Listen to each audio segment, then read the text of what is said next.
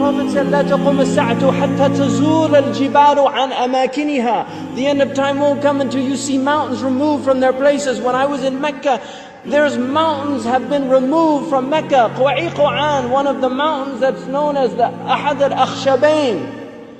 When the angels came to the Prophet ﷺ and they asked him if he wanted to see the mountains, that they would يطبقهما على قريش.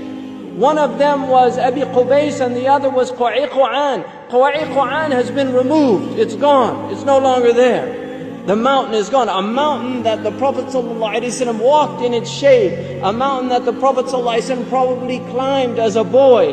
This mountain is now removed. Then the Prophet ﷺ said, لا تقوم الساعة حتى تزول الجبال عن أماكنها. These are signs for people to reflect. The Prophet I was on the Arabian Peninsula with my family, walking on the beach, and I came upon people in a public beach having sexual intercourse. In a public beach on the Arabian Peninsula. I'm not making this up. This is the level of fasad that is happening on our planet.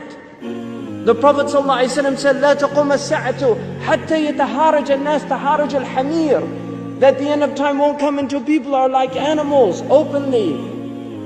He said, sallallahu alayhi wasallam, that one of the signs of the end of time is civilized people would walk with their thighs exposed in the marketplaces. بادية الأفخاذ في الأسواق. People, pens, he said, would be everywhere. He said that people, out of their love of the world, you would get two-income families. That people would be two-income families. That he said a woman will out حرصا على الدنيا تعين زوجها على التجارة. Out of love for this world, she'll work like her husband to earn livelihood, neglecting the children. Some people are forced to do that.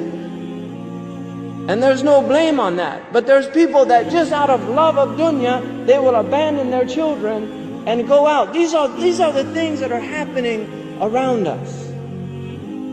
He told us that towards the end of time, you will see the people of the ala, ri'asha yatatawaluna fil bunyan. He said there will be poor people who were the desert people, and they were poor and they were taking care of goats and animals, and then they'll begin to build huge buildings. These are signs before your very eyes. We're seeing signs of our Prophet ﷺ. He told us that you will see the buildings of Mecca reach the mountaintops. The buildings of Mecca will reach the mountaintops. And this is happening in our lifetime. When I first went to Mecca, there were no buildings even close to the tops of the mountains of Mecca. And now it's filled with buildings that are beginning to reach the mountaintops.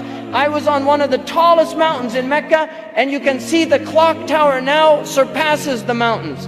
The Prophet ﷺ said in a hadith, he said, إِذَا رَأَيْتُم مَكَّةَ بُعِجَتْ كَظَائِمًا. If you see Mecca, if you see its mountains with holes pierced through them, this is what it means.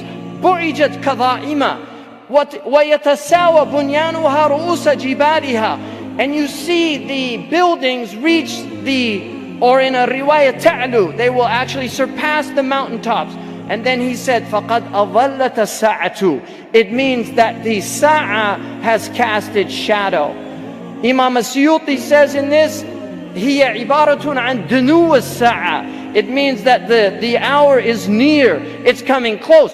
But if you took that literally, and in hadith tradition, in the usuli tradition, asl al-kalam al-haqiqa, that if the Prophet says something, you should always interpret it literally, unless there's a reason to go to a metaphorical interpretation. Now we have the clock tower casting a shadow over the Kaaba. So the clock tower, what do they call it in Saudi Arabia? As-Sa'a. لَقَدْ أَظَلَّتَ السَّاعَةُ. You could take it literally. The clock has cast its shadow over the Kaaba.